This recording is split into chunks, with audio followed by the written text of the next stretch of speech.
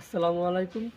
এবার আমি একটি গাছের আদা তুলবো, যেটা আপনাদেরকে আমি দেখাবো। আমি যদি এই গাছটা তুলি, এই গাছটা যদি বেশ অনেকগুলো গাছ হয়েছিল, এই গাছটা যদি আমি এখানে তুলি এখন অনেক ভারী।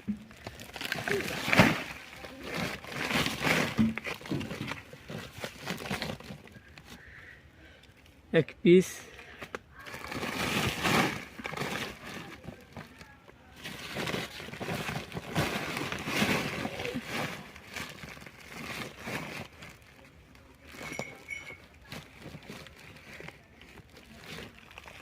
ওয়াও, আলহামদুলিল্লাহ, অনেক সুন্দর হয়েছে। এই আদার কি সিস্টেম, যদি ওইটাতে গাছ যত বেশি হবে,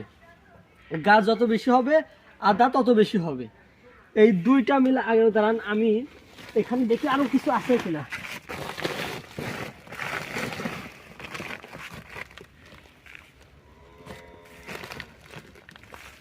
না, এর মধ্যে মনে হয় আর নেই। এই আদার কি সিস্টেম আল্লাহ দিয়েছে, এইখানে মিলে হাফ কেজি হবে না, তবে আদার কি, এটা হচ্ছে বাড়ি টু আদা। এটাতে আপনার সিস্টেম হচ্ছে একটা গাছে লাগালে পরে আপনার হাফ কেজির উপর থেকে শুরু করে 1 কেজি, কিছু কিছু গাছে 1.5-2 কেজিও হয়, এমন রেকর্ডও পাওয়া গেছে।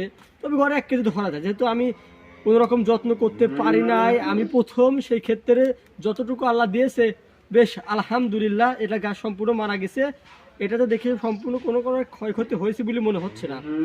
তবে সব গাছে যে আমরা এত সুন্দর ফলন পাবো সেটাও আশা করতে পারছি না, কারণ এইদিকে খুব ভালো গাছ বের হয়েছিল, অনেকগুলো গাছ বের হয়েছিল, যার ফলে আমি এখানে এতগুলো আদা পেয়েছি। ওই পিছনের দিকে যত যাব তত আমি ফলন কম পাবো। এখন আল্লাহ যায় ভালো জানে বস্তার মধ্যে কি আছে। এখন আমি এটা তো মরা গাছ তুললাম, এখন কাঁচা একটি গাছ তুলে আপনাদের দেখাবো সেই গাছের আল্লাহ কি অবস্থা রেখেছে।